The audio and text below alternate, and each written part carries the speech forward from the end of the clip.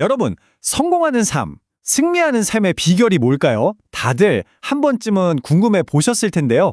오늘 그 답을 한번 같이 찾아보려고 합니다. 자, 시작하기 전에 재밌는 게임 하나 해볼까요? 알파벳 A는 1점, B는 2점, C는 3점. 이런 식으로 점수를 매긴다고 한번 상상해 보세요. 과연 우리 인생에서 어떤 단어가 가장 높은 점수, 그러니까 100점을 받을 수 있을까요? 먼저 사랑, LOVE 정말 중요하죠. 그런데 점수를 계산해보면 54점밖에 안 되네요. 100점 만점에는 좀 부족해요. 그쵸? 그럼 돈은 어떨까요? MONEY. 이건 72점. 사랑보다는 점수가 높긴 한데 이것도 100점은 아니네요. 와, 이건 꽤 높아요. 열심히 일하는 것. HARDWORK. 계산해보면 무려 98점입니다. 정말 아깝죠? 딱 2점이 모자라네요. 자, 그럼 도대체 뭐가 100점일까요? 정답은 바로 ATTITUDE, 태도입니다. 이 단어만이 유일하게 딱 100점이 나와요. 정말 신기하지 않나요? 아니, 왜 하필 태도가 100점일까요? 그 이유를 제대로 이해하기 위해서 우리는 역사 속 한 인물의 중요한 결정을 들여다볼 겁니다. 바로 본디오 빌라도인데요. 그의 태도가 어떻게 그의 삶을 실패로 이끌었는지, 그리고 반대로 어떻게 승리하는 삶을 살 수도 있었는지 한번 살펴보겠습니다. 첫 번째로 살펴볼 빌라도의 딜레마는 바로 정의에 관한 문제입니다. 재판관으로서 마땅히 지켜야 할 정의와 그를 둘러싼 불의한 압박 사이에서 그가 어떤 태도를 보였는지 한번 보시죠. 빌라도는 분명히 말했어요. 나는 그에게서 아무 죄도 찾지 못했다. 이렇게 사람들 앞에서 공표까지 했습니다. 하지만 문제는 그를 향한 군중의 압박이 정말 어마어마했다는 거죠. 그 당시 빌라도가 어떤 사람이었냐면요. 로마에서 파견한 총독이었어요. 그러니까 황제 바로 다음 가는 권력자였죠. 사실상 한 사람의 목숨을 자기 손으로 결정할 수 있는 막강한 권한을 가진 사람이었습니다. 그런데 그는 어떻게 했나요? 자신의 판단, 즉 정의를 따르는 대신에 군중의 인기에 영합하는 길을 택해버렸어요.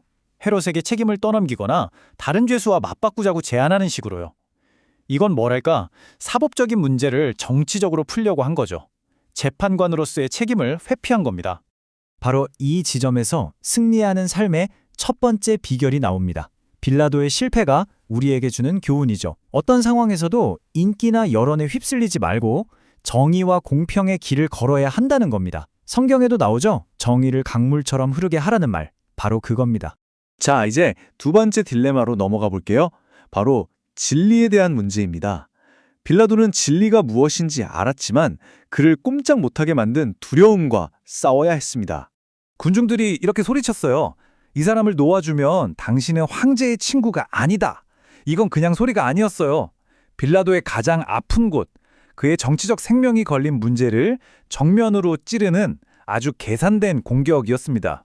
왜냐하면 빌라도는 과거에 몇 가지 큰 실책을 저지른 적이 있었거든요. 성전 기금을 마음대로 썼다가 폭동이 나기도 했고 해서는 안 될 일로 민심을 잃기도 했죠. 군중은 바로 그 약점을 알고 있었던 거예요. 그래서 황제의 이름을 들먹이면서 그를 협박한 거죠. 그 두려움을 이용해서 그를 조종하려 한 겁니다. 자, 여기서 또 한 번의 선택의 순간이 옵니다. 진리를 지킬 것인가 아니면 자신의 경력을 보호할 것인가. 결국 빌라도는 진리를 버리고 자기 자신을 지키는 길을 택하고 말았습니다. 미래에 대한 두려움 때문에 눈앞의 진실을 외면한 거죠. 여기서 얻는 두 번째 비결은 뭘까요? 바로 회개하고 진리를 따르는 겁니다. 누구나 실수는 할 수 있어요. 중요한 건 그 실수를 인정하고 어떤 위협이나 두려움이 있더라도 진리의 편에 서기로 결단하는 태도라는 거죠. 이제 마지막 딜레마입니다. 빌라도의 내면에 있는 양심과 그가 손에 쥔 권력 사이의 마지막 싸움이죠. 결국 그는 예수를 십자가에 못 박도록 사람들에게 넘겨주고 맙니다. 진실이 뭔지 알았어요. 그리고 그 진실을 지킬 힘도 있었죠. 그런데도 그는 결국 가장 비극적인 결정을 내린 겁니다. 자신의 양심의 소리를 완전히 묵살해버린 거죠. 그 결과는 참담했습니다. 역사 속에서 그는 재판관으로서 양심을 버리고 정치가로서 무능함을 드러낸 인물로 기억되게 됐으니까요. 한마디로 불법을 위해 진리를 짓밟은 사람이 된 겁니다. 승리하는 삶의 세 번째 비결, 이제 아시겠죠? 바로 우리 안에서 들려오는 양심의 소리. 어쩌면 그게 바로 하나님의 음성일 수도 있는데요. 그 소리에 귀를 기울이는 겁니다. 자, 그럼 오늘 이야기를 한번 정리해 볼까요? 승리하는 삶을 위한 3가지 비결. 첫째, 인기보다는 정의와 공평의 길을 걷는 것. 둘째, 과거의 실수를 인정하고 두려움 대신 진리를 따르는 것. 그리고 마지막 셋째, 내 손에 쥔 권력보다 내면의 양심의 소리를 듣는 것. 바로 이 3가지입니다. 이렇게 보니 왜 애티튜드, 즉 태도가 100점인지 알 것 같지 않으세요? 승리하는 삶은 그냥 운이 좋거나 아니면 열심히 노력만 한다고 되는 게 아니었어요. 매 순간의 갈림길에서 우리가 어떤 태도를 선택하느냐에 모든 것이 달려 있었던 거죠. 마지막으로 여러분께 묻고 싶습니다. 오늘 여러분의 태도는 몇 점인가요? 100점짜리 태도를 갖고 계신가요?